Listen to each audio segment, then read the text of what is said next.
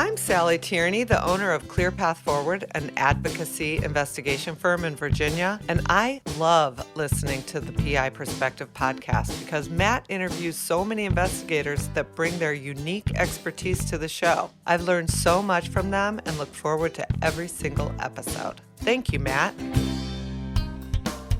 The Campbell Group offers best-in-the-industry pricing, service, and coverage for private investigators. With more than 25 years of experience in the industry and over 3,000 PIs insured nationally, the Campbell team has the expertise to make sure you have the coverage you need. Submit an application and receive a quote within 24 hours. Let us know on your application that you're an Investigator's Toolbox member, and you'll receive $50 off your annual premium. You guys have been hearing for a long time about how much I love Crosstracks, but now you're going to hear from somebody else. So we got George Gerges here. George is a member and a user of Crosstracks. George, tell me real quickly what you love about Crosstracks. The simplicity of using it and the ability to customize everything that you could do with Crosstracks is awesome. It actually allowed me to take the way that I do my business and implement it into their system. And not only am I able to manage 10 or 15 cases, I'm able to manage 50 to 100 cases with the same effort. Fantastic. So Crosstracks, the case management system, they are SOC 2 certified. Basically, that's an encryption, really an upgrade. They're the only ones out there that are doing it. So please support this great sponsor that supports our show. Check them out. The links are in the show notes. Crosstracks, if you're an investigator, you should be using them today. Do you enjoy our podcast and the guests we bring you? Since 2019, Matt and his team have done their very best to give you amazing shows each week. If you feel like our show has helped you to be a better investigator, or maybe even inspired you to become an investigator, please let us know. We're looking for testimonials. Drop Matt an email with a recorded 20 to 30 seconds of you talking about this podcast. You can also email him something verbal about the website. His email is matthews@satellitepi.com. And if you really feel blessed for having this content, consider supporting Matt and our show by joining Investigator's Toolbox. You really have to see version 2.0. And at just 49 cents a day, it's a no-brainer. Now let's jump into this week's episode. Are you an investigative professional with an international problem you can't solve? Conflict International has the knowledge and relationships to jump in for you. We compensate investigators for referring cases to our office. Contact us today for details. Conflict International uses insight, intelligence, investigation, risk management, and strategic solutions to solve problems troubling individuals and companies of all kinds, anywhere around the world. Whether you're planning to hire a person to a position of trust, carry out due diligence on a company, trace hidden assets, or require skilled boots on the ground, Conflict International investigators can seamlessly pursue a case across borders, offering a truly global solution. Find out about our extensive range of services at conflictinternational.com. Conflict International, global reach, international knowledge. Check out the PI Institute of Education at piinstitute.com. Since 1989, Kelly Riddle has been teaching on subjects such as surveillance, nursing home investigations, insurance fraud, domestic investigations, hidden assets, and accident scene investigations. The PI Institute of Education is a featured learning partner in the investigatorstoolbox.com. So check out the free content on the site, then visit the Institute for more great savings on additional classes. Hal, I won't argue with you anymore. Open the doors. Dave, this conversation can serve no purpose anymore. Goodbye. Welcome to this week's special roundtable episode of PI Perspectives. We brought back a panel of former guests to discuss a hot topic: artificial intelligence, deepfakes, and how they are affecting the investigation industry. This episode is packed with great content, so please welcome Alex Urbelis, Mike Lacorte, Scot Walker, Wes Bearden, and your host, private investigator Matt Spaier. And welcome everyone to PI Perspectives, another roundtable edition. Everybody's talking about AI. Everybody's talking about deep fakes. You see it all over the place. I figured, why not get on board and let's get some industry experts in here to give our 2 cents on it. And we threw together this panel, and I'm really, really excited to have my friends here, colleagues that I really, really respect. I think everybody's been on this program before, but never together all at once. So I'm going to start from my screen and just introduce everybody that's on here. We're going to start with Scot Walker. Scott, welcome back. How are you doing? I'm good, buddy. I feel like we just spoke because we talked like a week or two ago. Give me your elevator pitch as to who the heck you are. Keep it to 30 seconds. Yeah, I spent 20 years in military and federal law enforcement before moving to the private sector and working for some iconic tech companies and corporate investigations.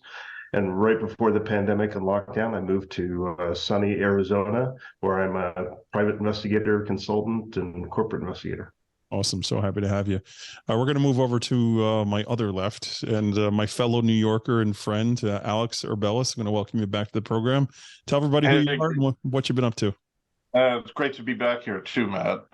So I'm a cybersecurity lawyer with the law firm of Kroll & Moring. I'm in their New York office. I've been with Kroll for about 2 years. Prior to that, I was actually over at the NFL. I was a CISO, the Chief Information Security Officer at the NFL. And I've done a bunch of defense and intelligence work in my past as well. That's sort of me in a nutshell, former hacker turned lawyer. Awesome. We're going to head south now. We're going to talk to my buddy, Wes Bearden. Wes has been on many times. He's a dear friend and another attorney who just knows what he's doing. So Wes, tell everybody who you are and what you do. Sure. My name is Wes Bearden. I'm chairman of the board for Bearden Investigative Agency, which is a second-generation private investigation agency. And then I'm also a trial lawyer with J.W. Bearden Associates. And most of my work is commercial trial litigation or civil cases that are going to trial that are investigation oriented. Been around a long time. I'm on WAD, World Association of Detectives Board, been past president CISS, and past general counsel for Texas Association of Licensed Investigators. Awesome. And last but not least, our friend from overseas, our international flavor here, my good friend, Mike Lacorte. Welcome back to the program, Mike. Thanks, Matt. Hello, everyone. Mike Lacorte here. I'm based in London. I'm the CEO of a company called Conflict International. We're a global investigation agency. We've got access and placement in most jurisdictions around the world. I'm past chairman and president of the WAD, and I've been in the game for more than 25 years. Right. And for those who don't know, WAD is the World Association of Detectives. It's about a 1,000 investigator strong association that covers really all over the world. A great association to be a part of. Okay, so let's kick it off. We're talking AI. We're talking deep fakes. A lot of buzzwords, a lot of concerns out there. I think one of the most important things to realize about AI is the collection of personal data.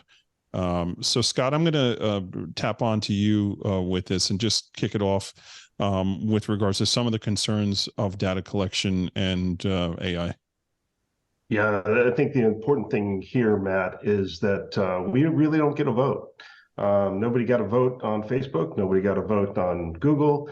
They all use your personal data however they want to. So whether it's deepfakes or AI, I think we're going to see expanding abuse of how personal data is used. The real problem is, well, one, we allow it to occur. We're not doing anything to stop it personally, but the public, the people of the public trust, our elected officials, at least in the United States, are just now starting to talk about this. Mm-hmm. Hey, maybe we should have a law. Yeah, you're about 10 years behind the power curve. And so it's going to take them another 10 years to catch up. So this will be the new normal for a while. Yeah, that's a really good point. So Alex, let's tap on you for that. So, we're talking about litigation. We're talking about, the framework of how our legal system should look at these issues.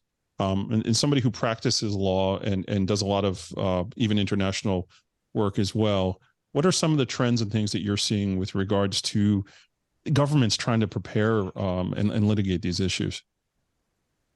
Well, there's, governments preparing things, and I think, there's also a lot happening on the private sector too. As we take the government side first, and I think, I'm actually doing some work with the Uniform Law Commission, the committee on the study for, there's a commission rather for the study of deep fakes.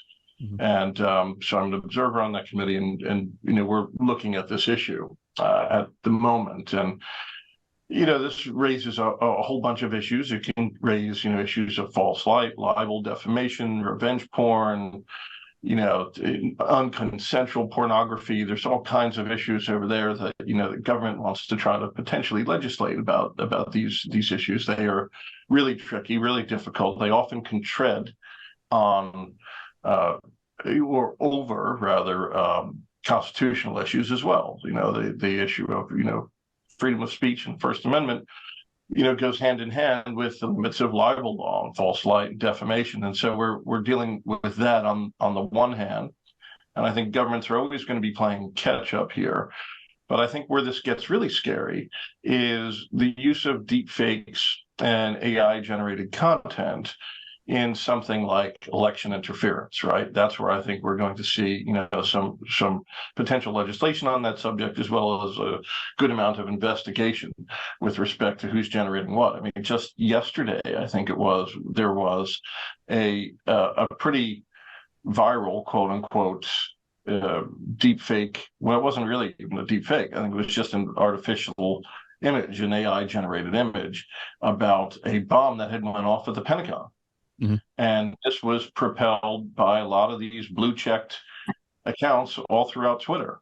And this is a really, really big problem when you have the deregulation of certain platforms and, ostensibly for the promotion of the freedom of speech and almost these kind of absolutist principles of freedom of speech tied together with generative AI, artificially generated images, AI generated images, and deepfakes. And then you have, essentially, an unregulated, I guess I can say it here on this podcast because we're not, regulated by the FCC here, but you have essentially unregulated shitstorm that's about to happen, and a major presidential election here. So I see that as being the types of things that should keep a lot of government officials up at night right now. Sure. Mike, let's tap on you with regards to the Europe connection on this and the GDPR, right? So there's been this GDPR, regulations for a long time, protecting the privacy of people's data. So that's something that Europe has recognized as, hey, this is an issue. This is something our constituents don't want out there. Now you've got a different way for data to be aggregated and collected that maybe sidesteps some of those rules. So what are you seeing over there? Well, look, we're in new ground, aren't we, at the moment? And there's 2 points I wanted to make. One, I agree with GDPR. That made the investigator's life here in the European Union a nightmare in terms of processing data, what you should store on your files, what you can share outside of the EU with the US, for example. I know you guys have Privacy Shield, so there's this,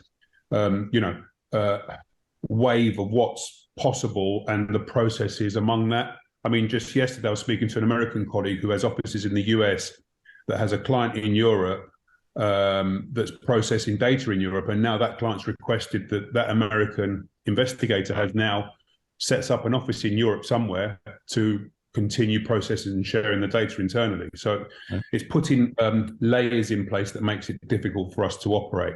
Right. But I understand the unknown with the AI, but as an investigator, I'm looking at this as, is there any opportunity there? How can we interrogate AI? How can we utilize AI to make our work and our processes a lot more efficient? Right. And being in the game prior internet, where all of us are investigators would go to, say, libraries, ONSs, like official national statistics, and try and compile reports from data that was difficult to collate, microfiche and whatever else.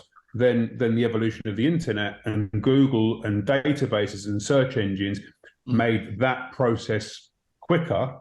I see, and we discuss AI all the time internally here, I see AI as the next step in terms of it's there, it's going to be developed. How, as an investigator, can we interrogate it to make our lives easier? How can it be used to collate copious amounts of data quickly? So ask it questions to then have it do the research for you, just like Google would point you to websites where certain data would be, or data sets or databases that we all have access to that contain the information.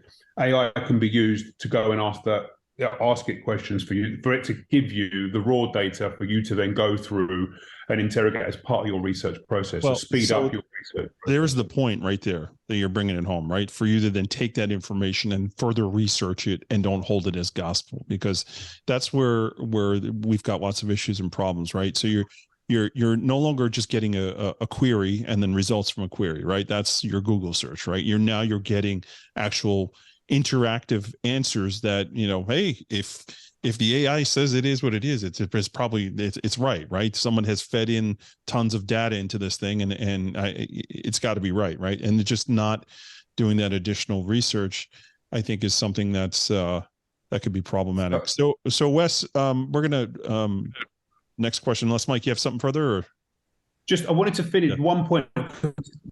AI is there, but you can't take away the HI, the human intelligence part of it. The artificial intelligence is a tool that the human intelligence uses to compile a thorough report. And that's the most important point. As investigators, we all work with data. We all work with, trust but verify. We all work with research and making sure that we're reporting facts and opinion. That's the most important part. Sure.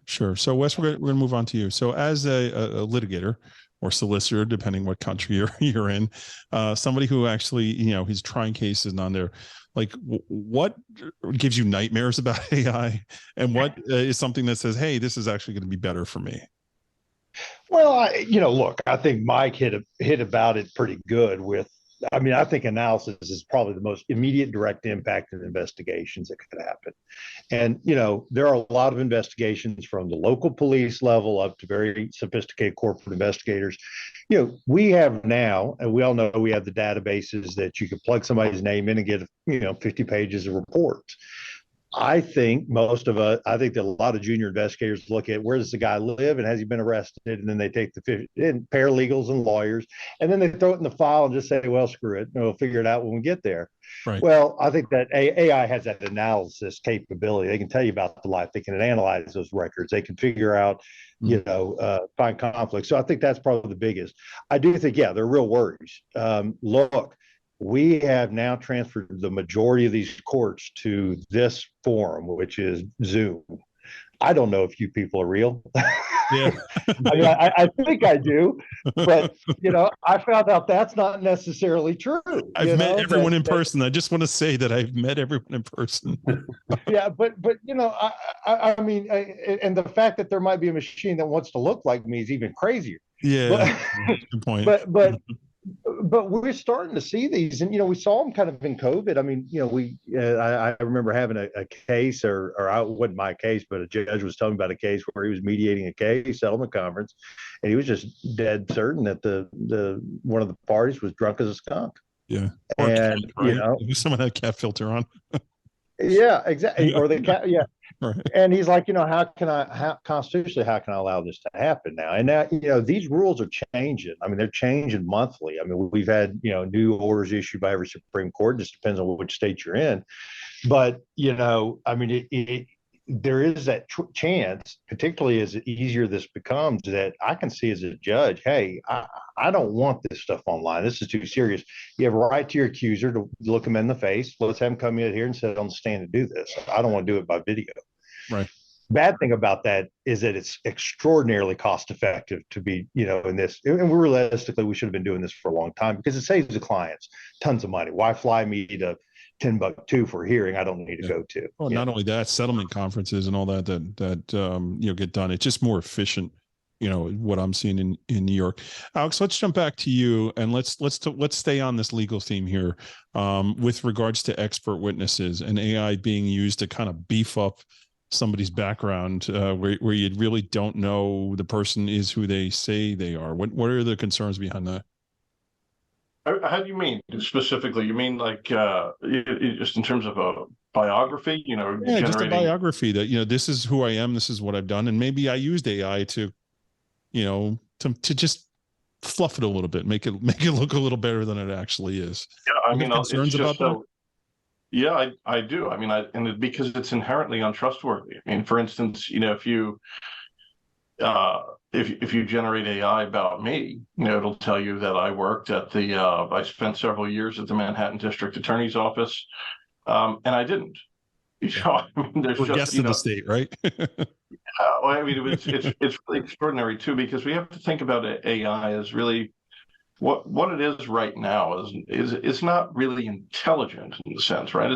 We're very concerned about these large language model AIs, and they are essentially a much more advanced and evolved version of predictive text. They're trained to put words in an order based on the order of words that it has historically seen over terabytes and terabytes of data. Right. So it doesn't really pay very much attention whatsoever to the truth. And I think that's where, if we are thinking about whether or not AI is going to be able to augment our productivity levels or even on the other hand, take away jobs, we have to get these LLMs, these large language models, to a point where they are inherently trustworthy. I think using AI to beef up a bio or something like that without having what Mike had mentioned as well is this kind of human intelligence collection component of it, and this human check on it is an absolutely horrible idea. Yeah. On the other hand, though, I also, by the way, I teach law I'm a professor of law at King's College London, teach cybersecurity law there. And so, the ability for students to, let's say, generate an outline of a really difficult topic and then prepare a paper around it. Well, that's, if so long as they are generating their own content, but using a framework that's developed from an AI. I mean, I don't see that as violating any kind of ethical standards either. So I think there are ways that you can use it effectively and trust it today. But once we get into specifics and actual claims about whether an individual did X or Y or Z, that's really much more difficult. Right. So, Mike, let's talk about, you do a lot of due diligence, and you do a lot of, searching with regards to C-level executives and doing backgrounds and things like that. So now we're out of the courtroom here, and we're talking about backgrounds of just people that you're looking at. Do you have a concern about, some deep fake content finding its way into the research that you're doing? So again, trust but verify. All the sources that we get, we list, and then you confirm or deny.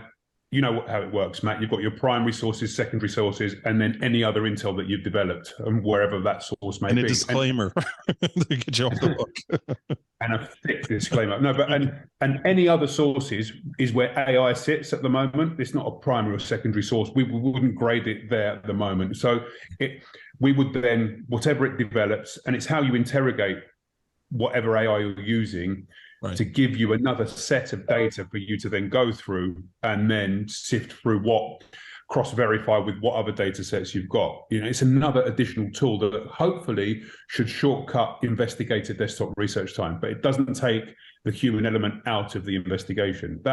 That's important. I think we're still in unknown.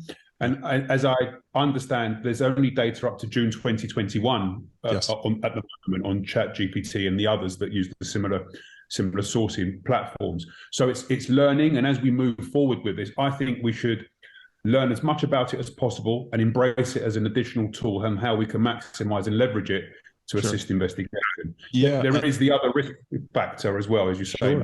Sure. As Alex was saying as well. And there's that arms race, right? So Scott, let's talk about that a little bit, right? You've got ChatGPT and you've got, the companies that want to be like ChatGPT. That's we're building the better tomato over here, or tomato, right? Yeah, the billionaire AI race is on. Yeah. And, so what are you seeing there with that? Yeah, Elon Musk now says he wants to build one that will counter all the bad things that all these other AIs will get. I think this is just like 2007 when social media race was on, and there will be the Google Pluses of AI out there, Right. Google Plus, and what's that? yeah, what's that? Yeah, all the millennials are like, I don't understand. No. So the race is on now. Privately funded versus government funded is going to be a thing. I think there's plenty of governments out there that want to use AI for nefarious purpose, for like defense attack type purposes. Mhm. And then there's probably going to be plenty of people that want to counter AI or counter deep fakes. Yeah. But the manipulation of information has always been in the United States. Yeah. Because if you think about communication, when there was news around the world, BBC, New York Times, the India Times, it doesn't matter. There has always been news, but the United States takes that and then like skyrockets it and adds jet fuel to it and makes it something that goes incredibly viral. Now, if you add the AI component or the deep fake component on top of that, Mhm. I mean, there are major news periodicals that are saying, oh yeah, we use AI to write our articles. Well, does AI fact check? I mean, we talked about attribution. Mike made great points about attribution. We need attribution. We need to know, where'd you get that? What's your reference? What's your resource? Mhm. So, I think what it's going to do, and Mike mentioned this a little bit earlier in what he was saying, but I think that what this is going to do is make us rely much more on human sources than what we read or see on Twitter. Alex said it earlier too, the thing, blue checkmark people posting, oh, there's been an explosion at the Pentagon. It was all BS. Right. Yeah, no, it's crazy. And so Wes, let's tag on that a little bit, because I think Scott brought up some good points, and let's look at espionage, because this is something that you and I had talked about earlier in the year, with investigators being used as tools, to perform espionage unknowingly, right? So Right. now you have this, we talked about it earlier with elections and things like that, where you have other countries, creating content to influence people. And how that actually could end up affecting us as investigators when there's just broad scale of, we got to reel this in and get rid of all, research, capabilities and things like that, because somebody got burnt doing something. So, what do you feel on that? Because I know you got your hand to the ground when it comes to, these kinds of issues. Yeah, well, I mean, look, the cases that we've seen that have actually been prosecuted are cases against investigators who've been hired probably unknowingly by foreign countries, right? I mean, AI is going to make that ability a lot easier to do, frankly. Yeah. Makes it, and so, yeah, I mean, I think there's going to be an impact there. Somebody said this at the very beginning, and I think it was Alex. This we are so far behind from a legal framework to deal with this. Mm-hmm. And now Europe's closer than we are, maybe, because it includes all data. But Texas just passed the Data Privacy Act. I think there's a couple of others that are out there that are getting real close, maybe Florida and Ohio. I can't remember, but if you look at these data privacy acts, I'm not sure that an AI company isn't violating those acts once they come into effect. Sure. Having said that, who's policing that?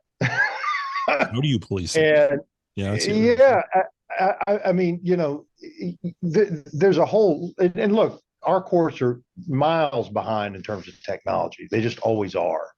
And I've got story after story about that where it's grossly behind. But, it's one of the things that when we were talking about some of the statutes that are out there, Virginia or the California Consumer Privacy Act, it might prohibit those things. It might not. I mean, one of the things that's in there in the States is a small business carve out. I think some of those AI companies are not going to be considered big business. Right. So how's that going to work? So they're the ones we ought to really be trying to screw down the rules and say, hey, this is what you can do and can't do.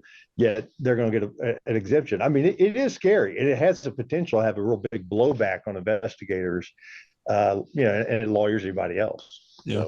So Alex, as a law professor, and you're teaching students about this up and coming technology and what to really you look for and things like that. When you're putting your curriculum together and you're touching on these points, like what are the important factors that you want like the next generation of people getting into these things just to realize and be aware of?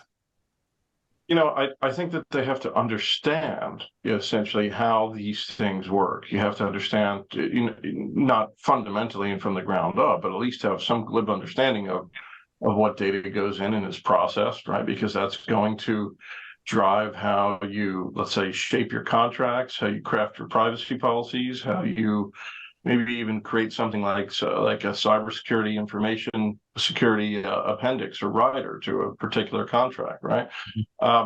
If you don't understand, what's happening within this box, it's really hard to mitigate any risks associated with that box too. I mean, you look at what's going on right now too with artists and copyright infringement litigation, where you have a bunch of artists that got together and then they filed a class action for copyright infringement against Stability AI, Stability Diffusion, that is, as well as DeviantArt, which is also, by the way, a client of mine. And, the allegations in that lawsuit are, these AI engines scraped and took a massive amount of data that, could be copyrighted images and then used that to train itself to then generate images in the likeness of various artists or something like that. Whether or not that is fair use under the copyright doctrine is really up for grabs right now. And I think look, you can argue it both ways. I think that I think DeviantArt and Stability Diffusion stuff have the better end of the stick here, very much so in my opinion. But perhaps I'm a little biased. On the other hand, I think it's really, really important to teach students to be cautious about the output of this type of thing, because as we had just discussed before, a lot of this is really untrustworthy. A lot of it, think about the old principle of garbage in, garbage out. But I think fundamentally, having an understanding of how the technology works is really critical to understanding how to mitigate any risk associated with it. That's a good point. That's a real good point. As you're talking, you're talking about artists and lawsuits and things like that. I can't help but think of John Fogerty suing John Fogerty over Clearance Clear Order Revival. This is like taking it to a whole nother level, right? And it's just crazy. I really love the point that Mike made earlier about, when he's collecting all this information, that it's almost falling down the rung as far as credibility wise goes. When you're preparing that work product, just slotting it in where it should be and not like, hey, this is, 100%, verifiable. This is gospel.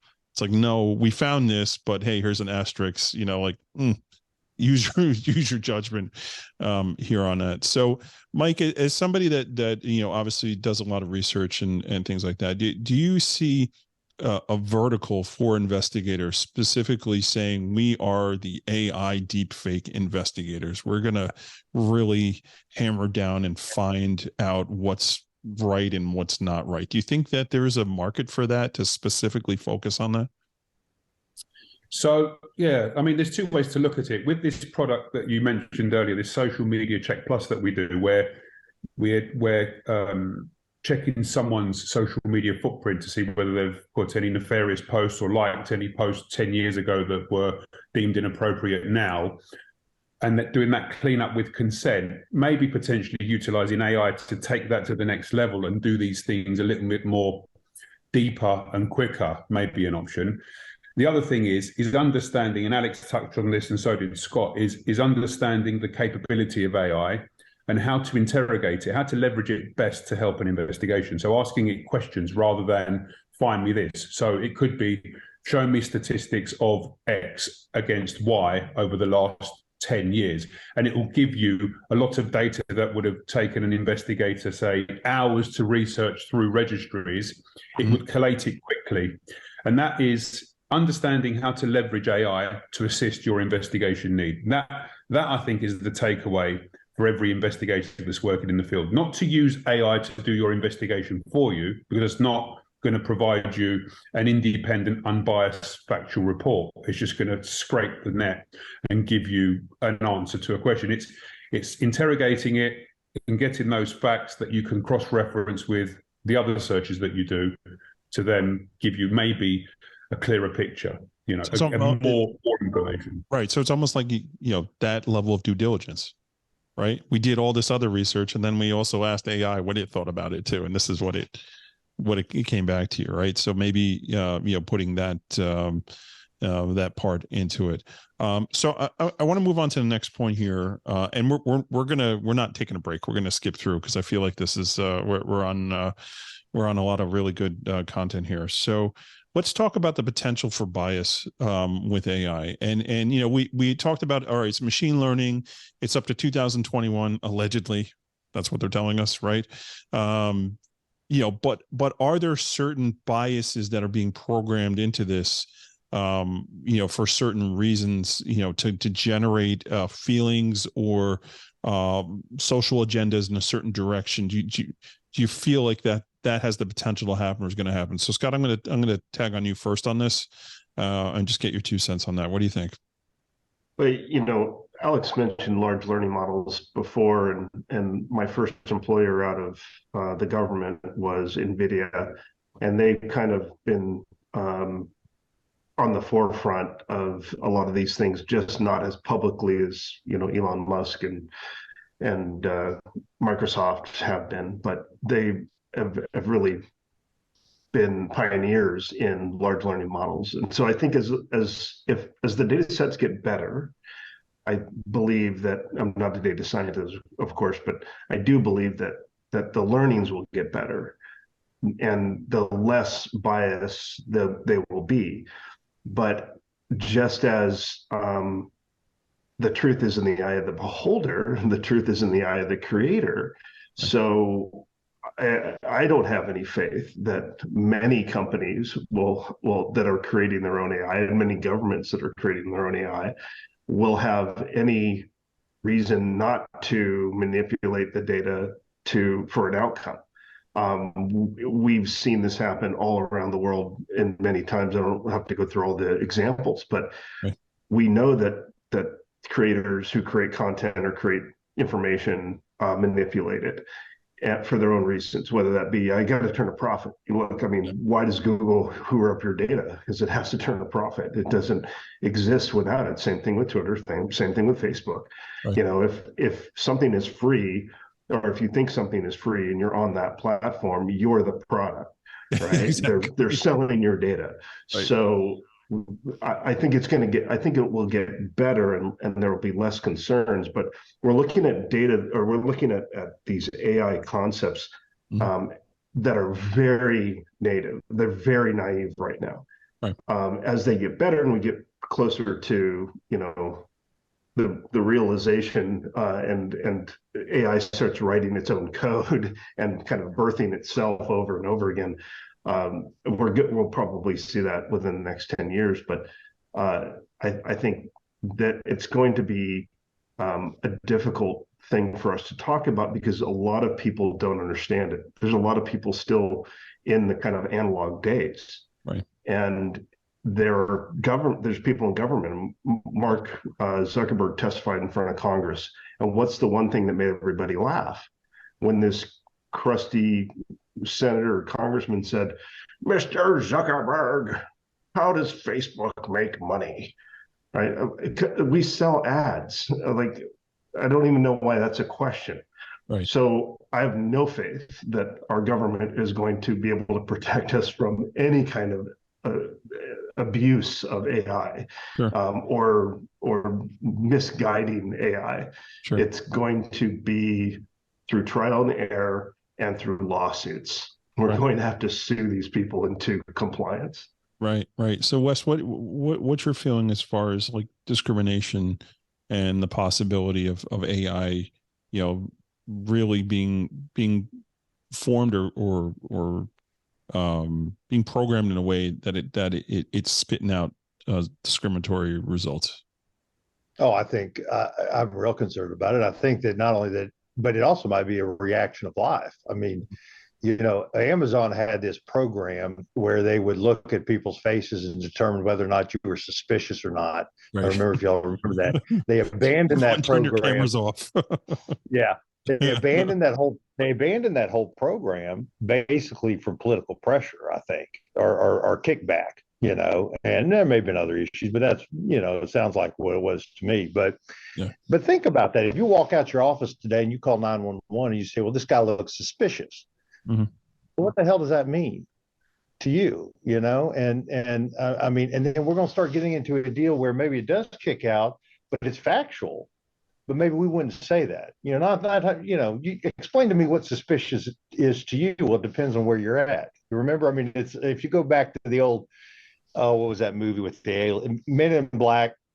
You remember that scene in Men in Black where he pulls the gun out and he shoots the alien that's just he shoots the little girl that's reading the quantum physics books in New York and the training deal.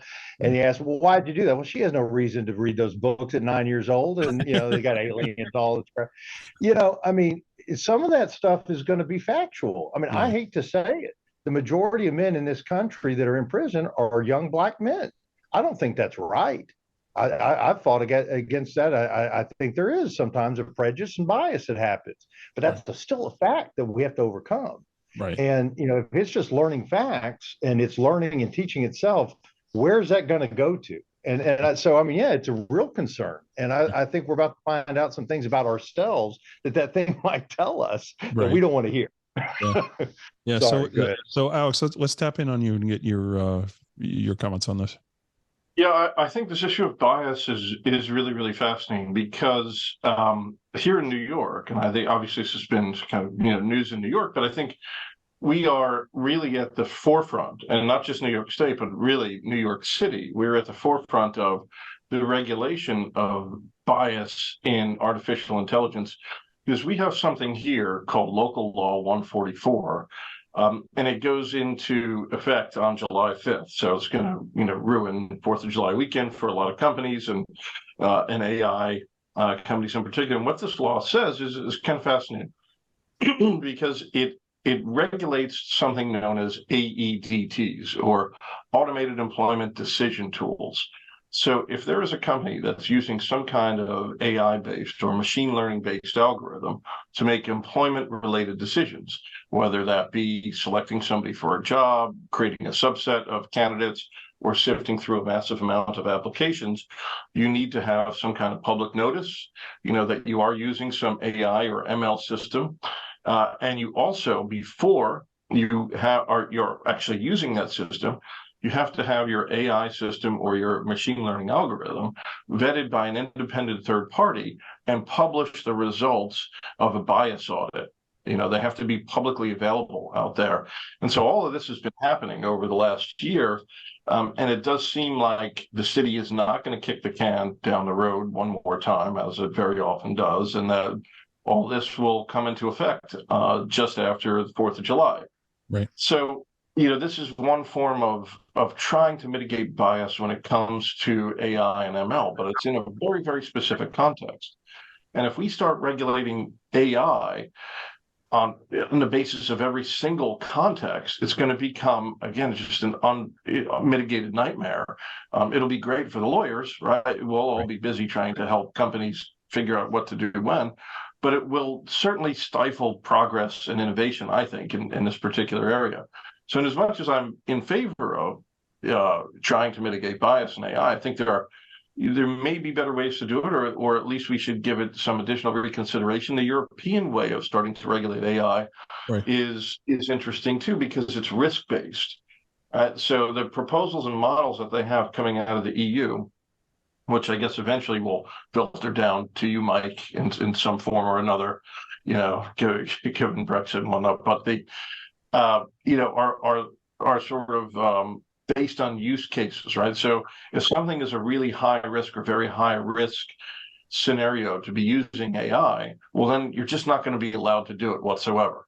And that would be in something like policing or arresting an individual, right? You're just not allowed, you're not going to be allowed to use AI to do that, right? Or to, judge some kind of court case, right? Can't have AI replace a jury just yet. On the other hand, self-driving cars that use artificial intelligence, well, that's a high-risk endeavor. What about making automated employment decisions? Is that high risk, or is that medium risk, or is that low risk? And then you have this issue and problem of classification of risk, and where does that fall in? How does it affect people? So it's a big problem.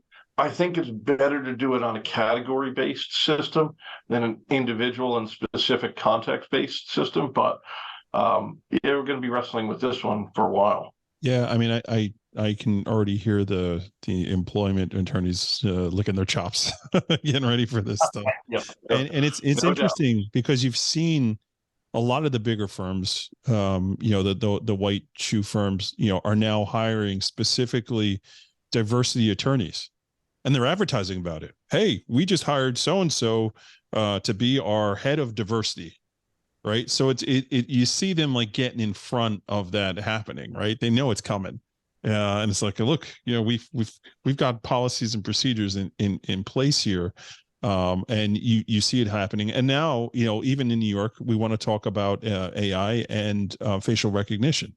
Right. So there is at the city level, they're trying to introduce bills to ban it in sporting events and in restaurants and things of that nature. And it hasn't really caught on yet, but you're starting to hear it, the sniffing, right? It's going to start in New York City, then it'll hit upstate to Albany, and then all of a sudden it's a real deal.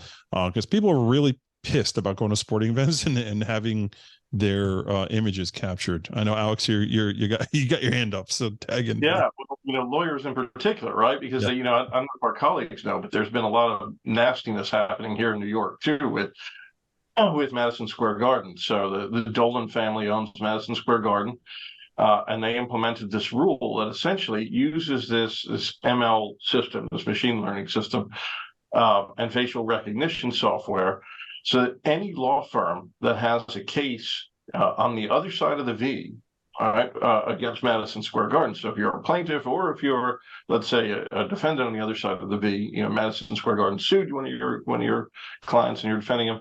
What they've done is they've ingested all of the images from the websites of all the lawyers in the firms, not just the lawyers that are working on these particular cases, and they've essentially banned all of those individuals from entering Madison Square Garden. So if you go with your kids and you work at 800-person law firm like I do, and you're trying to see Taylor Swift, not that I would take my sons to do that, but there's no shame. Just own it. Just own it. Yeah, right. Exactly. Yeah. Or, whatever you do, you're going to a Rangers game or something, right? If you want to be more masculine about it. And you're not even working on this case. You're going to be singled out in a crowd and asked to leave. Security has taken people out. So the Attorney General of the state of New York, as I understand it, has started to crack down on this and asked MSG to stop it.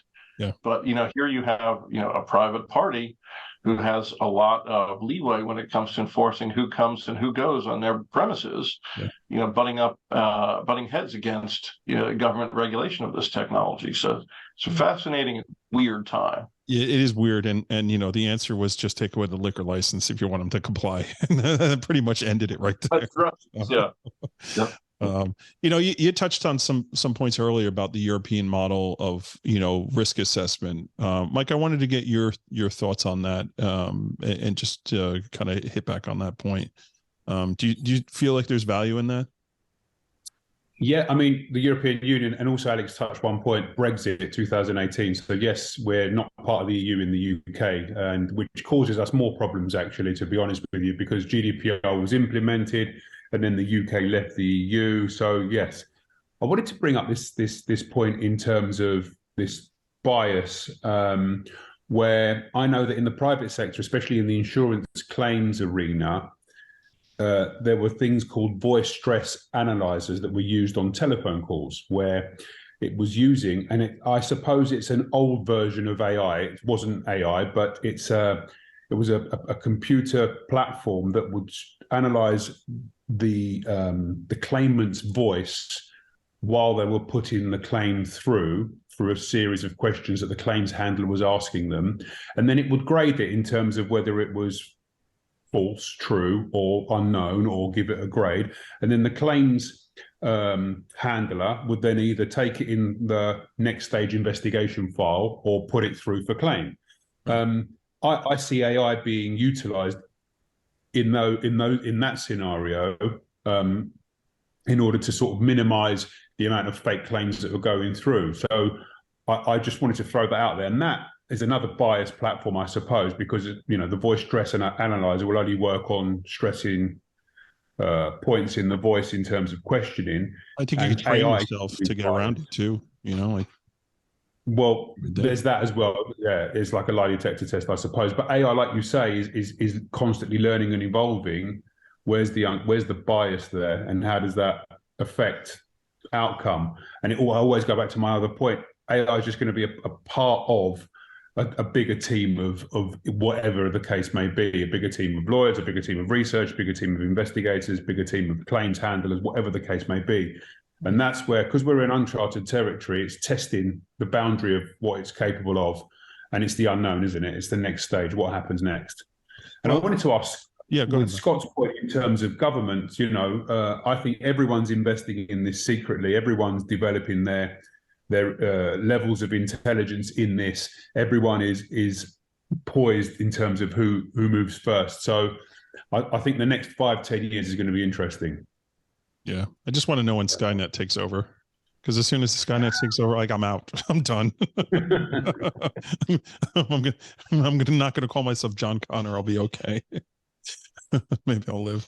Yeah, it's interesting. And the other thing to realize and just discuss about is data collection, right? These things are big data aggregators. They're collecting. It's there forever. Once it's up there, it's there, right? And how do you get around that? And how do you get it down? Or how do you say, hey, this is incorrect, right? That you got there. I mean, these are issues, it's like, Wikipedia having something up there that's it's not 100% on that. So Wes, what are your feelings on that? Well, I mean, I think that I'm more and more concerned that the platform that we're using to regulate this stuff is not going to really work. I do a privacy law deal for lawyers, and I've done it for a whole bunch of. I did for the Houston Bar Association just recently, but I've done it for all sorts of bar associations. And the first thing I always start with is the Wiretap Act. And the reason is the Wiretap Act has worked. It has worked. We've tried to mimic it in certain areas. Certain states have mimicked it, and it's worked. It basically was the first time we protected communication instead of property rights. Are these privacy acts really going to do that? You know what I mean? There is a potential that they could. A lot of these privacy acts are really worried about when you're taking bulk amounts of data and providing it from one person to another, and the rules and regulations you have to follow with, whether you have to have consent or not. That's what a lot of them are designed to do. Now, whether they do that or not, I mean, that's what GDPR does. And GDPR does something that we've never done. I mean, which is a real issue. I mean, GDPR was the first time that they said, we're going to protect all data. They didn't classify it. That's not what we've done in the United States. We've always done, okay, tax returns. We're going to, all right, that's kind of something that's kind of a little touchy. We'll deal with that. Medical or HIPAA record. We've categorized that, but we've never done it in whole like they have. And there's so that's a real issue. I mean, how are we going to, how's the regulation going to go about it? I don't really blame first. I kind of blame Congress for dragging their feet about this. But this is one of these issues. I think these individual states have got to get some regulation and see what works and what doesn't. Right. And I do think eventually Congress is going to have to file something that's a preemptive data bill that's going to work on these things and how that's going to work with AI, because nobody's really done that analysis, frankly. Everything's being passed now with stuff that was talked about 6 years ago, right. Before COVID and before. And so it's a real issue. One thing that I want to say, we're talking about this bias. The bias is important, but we also, it's not just bias, it's prejudice. I mean, that's are you prejudiced? There's a million juries set every week with that. I can't trust people who are born and raised in Fort Worth, Texas. Trust me, I know that. That's all right. You're Texan. You can say that.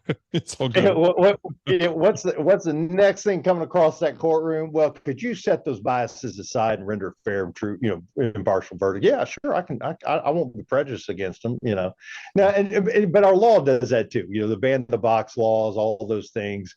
They're trying to stop bias, but it's designed to stop bias that leads to prejudice. And now the line's starting to get real clear about, it's going to get a little bit more fuzzy. But maybe we're going to have to get back to really understanding that bias is totally something different than being prejudiced against someone. And maybe we just can't separate them. Right. So, plus you have all those Californians that are relocating to Texas too. So, it just kind of. Oh, nobody trusts them. Just joking. So, Scott, being a former Californian, we're gonna tap on you next. Recovering Californian. Recovering. Don't worry, I won't I won't California or Texas, Wes. I couldn't even Arizona, California. So I don't even know what the heck you guys are talking about. That's all good. So Wes knows what I'm talking about. We're actually gonna wind down here, right? So I want to get the parting thoughts on the next 5 to 10 years, because that seemed to be a theme earlier. Like, hey, wait, what's going to happen next? The next 5 to 10 years. What do you think is going to happen, Scott? Where do you see all this going? Well, I think a ton of disruption of these old industries or what we know as kind of tried and true standard industries like legal, healthcare. Our industry in investigations, I think, is ripe for disruption. Education's ripe for disruption. So I think that's what we're going to see over the next 5 years is kind of an eroding of what we always knew.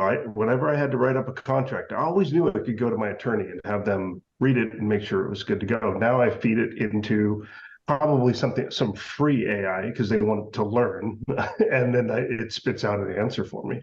Right. So we're going to have kind of these shavings over the next 5 years of what our standard industry practices were. And in addition, the coupling effect, or the decoupling effect really, is China, Russia decoupling from the global economy, as well as our people that we would call senior citizens or people that are in the baby boom generation are leaving the workforce in mass over the next 5 to 10 years. So how does that affect AI? It is going to require businesses that want to survive. They will have to rely on it. Sure. I tell my daughter, who is a therapist, that in the very near future, it will be a requirement for her to consult with AI or to use AI in this big learning models. It'll be an ethical issue if she doesn't use AI in determining and understanding mental health. So I think that's, there's parlays into what we do as investigators, what attorneys do, and all those things. It will be something akin in the next 5 years to what we use in Siri today. Right. So you're talking about talking to your attorney, and I'm recalling a conversation that Wes and I had probably a month or two ago about some AI product that actually, it sounds like your attorney, like they actually take your attorney's voice. And when you're having a conversation, you're calling a law firm and you're talking to somebody, they're not even actually a human being. They just sound like the guy that you know, right? Which is a great billable hour. Great billable, right? Here's some billable hours for you. Alex, we're going to go over to you. Next 5 to 10 years, what do you see on the horizons? I'll bring it back to, I think we're going to see more and more regulation. I think it's going to be piecemeal in the United States, and I think states are going to get in the mix. I think federal government may try, but we still don't even have overarching privacy legislation at the federal level in the United States. But I think going back to some cybersecurity concerns here too, I think what we're going to see much more frequently and more recently, or I think much more. In the very recent future here, or the very near future, I should say, is the leveraging of the automation of AI to launch more sophisticated cyber attacks as well. So, as investigators, I'm sure we've all pulled the thread on a whole bunch of business email compromise scams, trying to pull down, where did these fraudsters, send this money from here to there? How did they do it? And ordinarily it's a matter of phishing. But now if you have generative AI able to, and leveraging what you just said, Matt, essentially replicate the voice of another person, right? We're all on this podcast right now. We've probably given, some form of generative AI enough to go on to recreate our voices. I'm very often in the media, do a lot of radio and whatnot. And so somebody could easily replicate my voice, and any CEO of a company has done a TED Talk or any PowerPoint presentation that you can find on YouTube. Well, that's enough to replicate that person's voice as well. Yeah. So you're going to start to see threat actors automate, I think, business email compromise using generative AI and maybe even some old school hacker techniques like phone phreaking and voicemail hacking. Yeah. Imagine if you could use, some kind of false and fraudulent voice of your accounts payable person or the CEO directing you using an on-company voicemail box to make some form of payment. Yeah. Let's say a several $1 million payment of an outstanding account. Well, then all of those internal checks and balances that you have, to call that person, verify it's them, listen to the voice, make sure it's an internal number, all of those internal security controls are going to be turned against you. And, when it comes to the use of AI and that kind of offensive conduct. How's insurance going to cover that, right? Well, there's already been a couple of cases about the use of sort of deep fake voices in business email compromise from actually a couple of years ago. Yeah. But I think you're also then going to see cyber liability insurance really trying to carve this type of stuff out. Yeah. If it becomes a problem. So it's going to be like the Wild West, I think, from a cybersecurity perspective. And I think the AI systems that we're going to employ to try to defend against this are always necessarily going to be reactive, and it's going to be more difficult to filter out the things that we specifically want filtered out, because systems that overblock tend to overblock what they're not supposed to block, and underblock what they are actually supposed to block. So we're going to have that problem as well. Yeah, when you start talking about like the amount of content that's out there available, our voices and all that, I can't help but think of the Snoop Dogg Gin and Juice and Tom Brokaw. And they literally got the whole song down based on this guy's news reporting, and it's hilarious. So yeah, and copyright issues and and right of publicity issues. So all of this is going to come to a screaming head very soon. Yeah, it's crazy. How about you, Mike? Where do you see it all going? Just wanted to touch base on what Alex just said. I sat on a financial crime panel not that long ago, and it's for the financial sector, and that was huge risk in terms of this voice tricking the cyber, the security controls in trying to get access to banking and information. And the banks and the fintech sector, I know here in the UK, are definitely investing a lot of time in trying to upgrade security to combat AI, and it is a massive risk at the moment. Yeah. For me, looking at it as an investigator, I think we need to continuously educate ourselves with its capability, understand it, and grow with it. I see there's a lot of moving parts to this. There are risks because of the unknown, and when you start to leverage its capability, especially with bad actors out there in terms of trying to leverage it for, nefarious purposes, then, the cat and mouse game is on. The AI will continually develop, and we've got everyone else in the field has got to try and either counter and protect. And it's this game, and it will continue. I think we need to embrace it and utilize it as a tool to assist.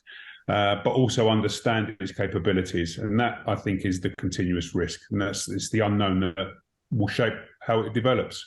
It's literally Moriarty and Sherlock going back and forth, right? It's a game of chess. How about you, Wes? We're gonna end with you and kind of wrap this whole thing, put a nice bow on it. I think everything they said is about right. I mean, I think that. All right, we're done. Wrap it up. Yeah, basically. No, I think the regulation's gonna. I think that's a book to be written, and if you're a young investigator or you're a lawyer or anybody, I mean, you need to help write that book because, in this last couple of Congresses, we've had, some people who just want to take a 1,000-pound hammer just say you can't sell private information of people. Period. We don't care who you are, what you're doing, just can't do it. Those bills have been filed. And then we've had more reasonable ones. And I think you're going to have to, we're going to be fighting that battle out for the next 10 or 15, 20 years. I really do think that it's going to be, that's going to be tough. I think that's, yeah, sure, it poses a huge risk. You talk about the banking. I mean, one of the biggest frauds in the United States was when somebody found a way to pretext the wire room at one of the banks. Yep. And they didn't rob that bank by walking in with a gun. They just tricked them. Now you're giving them a tool to do that without even having to think too hard about it. I mean, it's kind of crazy. Yeah. So I think all these things are going to be, kind of come to a head. I do think it will require. I mean, if you're listening, and like I said, you are an investigator, I think you need to get involved. I'll tell you this right now: be involved, because these rules are going to be written whether you want to be there or not. And it's much better for you to be at the table, trying to see. To make sure that your interest is represented. I also say this: look, the jobs aren't leaving tomorrow. I don't believe that. If you think about, our office in 1985 had 3 transcriptionists. It had a whole bunch of little bookkeepers that, all those jobs went whoosh, and we don't exist anymore. You know what I mean? And so this is a tool, and you're going to see some, things change because of it. But I don't believe that it'll be a turn on the dime. I do think you'll start seeing some things over the next 10 years, and we'll have to address those each as they come about. Yeah. And I think you brought up a really good point about getting involved and supporting the efforts to make sure that there's a watchdog on this, right? So that comes right down to the National Council of Investigative and Security Services, right? If you're an investigator, and you're doing business in the United States, like, you should be supporting that organization because they really do watch over what's going on in Washington or what's going on in California, which seems to be the proving ground for everything, right?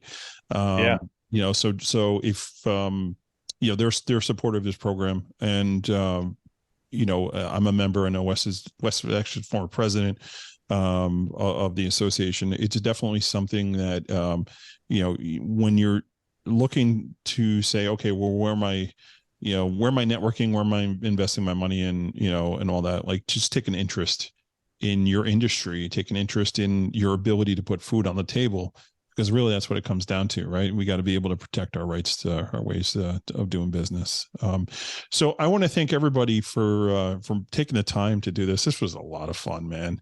This was really a lot of fun. And I love the diversity here. No pun intended, based on our conversation earlier, just the different backgrounds, everybody. And what's cool is that you guys are all my friends, and I know you're from different areas. And, I like I said earlier, I met you all in person, so I know you're all real. There's no difference going on. But I want to personally thank you, all of you, for coming on. Scott, Alex, Wes, Mike, you guys are the best, and I appreciate you coming on and using this platform here to get the word out. I'm humbled that you guys took the time to do this. So thanks, and thank you everyone for checking this out.